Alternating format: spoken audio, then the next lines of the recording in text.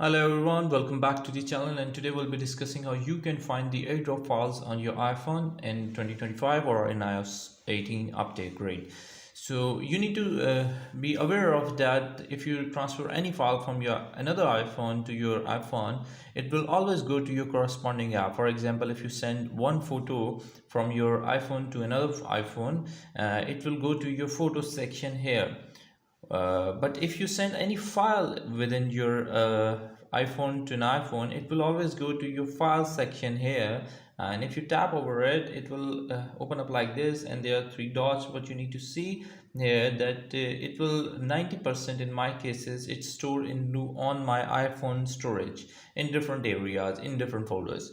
So from there you can access the PDF file which you have airdropped and easily able to track the file. If it's a video file, it will also store in your photo section from where you can access the video, and that's how it can be tracked easily. I hope this video helped you out, and if you have any question, just like to comment and I'll get back to you and helping others as well. Bye bye, tata, see you.